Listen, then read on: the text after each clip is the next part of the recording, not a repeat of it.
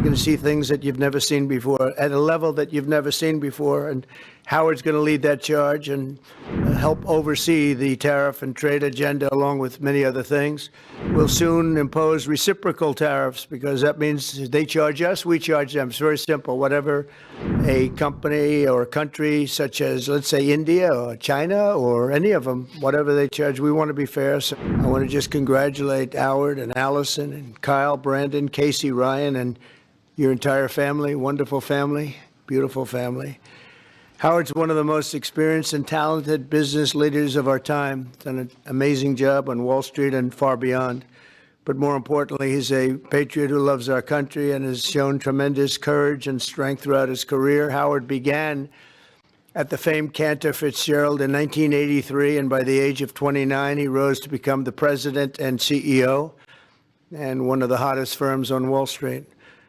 Much like myself, Howard should not be here today. On September 11th, 2001, Howard's company was at its absolute height, doing unbelievable, dominating Wall Street and stocks and bonds and trading from its headquarters on the 101st to the 105th floor. He had the top 3 or 4 floors of the World Trade Center, the North Tower of the World Trade Center.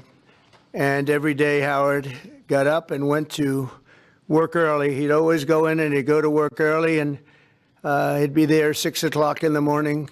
And as you know, the hit was around 8:45 or something like that. So he would have been there on almost any day other than this, because his wife was very angry at him because he wouldn't deliver his child to school. She said, "You never take..." Who is the child? Let me see. Where's the child? Lou, you saved your father's life. You saved your father's life, huh? Should hold that against. You're going to leave him more than the other kids, right? Well, so he took, what is your first name? Kyle. He took Kyle. Kyle, congratulations. Nice job.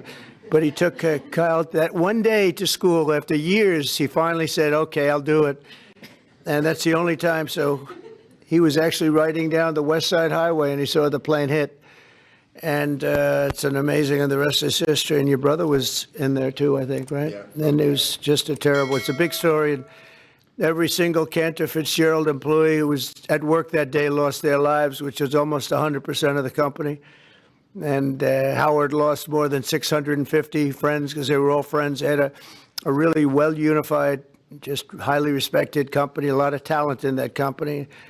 But the employees, loved ones, including his brother and best friend, and most people would have been defeated. They would have probably gone on to not too much. But Howard rebuilt the company step by step, and as he did it, he gave a tremendous amount of the profits and other things to the families of his colleagues who were killed in the World Trade Center on that horrible day. And it showed something about Howard that's really incredible, his resilience. It's very few people could have even thought of doing it, but his resilience and tenacity have earned him the respect and admiration of everyone in the financial world. But more importantly, Howard understands from personal experience why we put America first, because we love our families, we love our fellow citizens, and we love our country so much. And he really loves his country, and I wouldn't have done it if I didn't think so. And he's got so many friends in New York and Wall Street and elsewhere. And he has he's a relationship person, and they're always the best. And he's the best at it.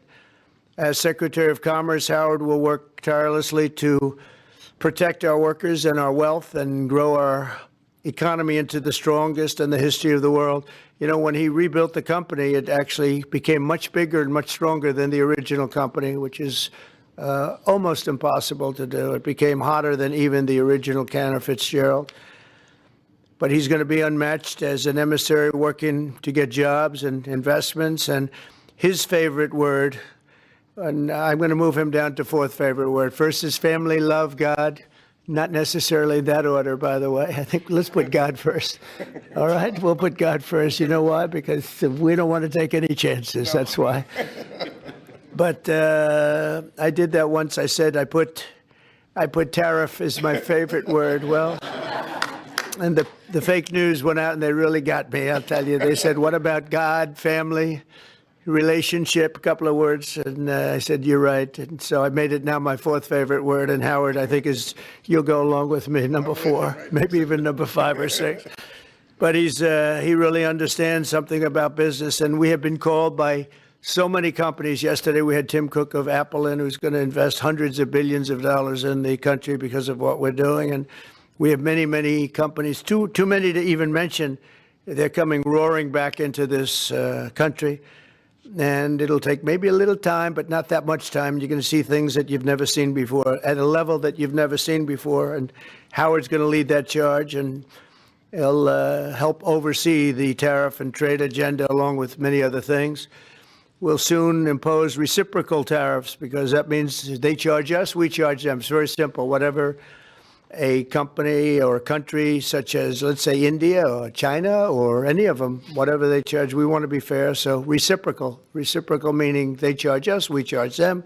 We haven't done that. We've never done that. We were getting ready to do it until COVID hit. We had the greatest economy in the history of the world, and we were just getting started. But the tariffing is going to be very interesting. Howard's going to be in charge of it, and I think you're going to see jobs and money flowing into the country like never has been seen before as we reduce inflation, unleash energy, bring down costs, bring back manufacturing, and lead the world in innovation. Families will flourish and opportunities will skyrocket. We will skyrocket like people haven't seen. It's going to be a really big thing, and I wouldn't feel the same confidence if I didn't have this man on my left. And even though he spent a little bit of his time in life as a Democrat from New York, I'm okay with it because I knew him during his Democrat days, and that's okay. But I just want to say that he is going to help very strongly make America wealthy again, make America great again, and there's nobody that can do the job better. So,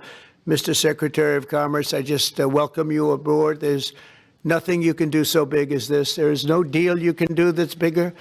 Every deal. That's why you can never go back into business, because it seems like small potatoes, no matter how big it is, including even Cantor Fitzgerald. It's all small potatoes compared to what we're doing now. So it's a great honor to have you and your family aboard. Thank you very much. And thank you very much in particular. Thank you very much. Thank you.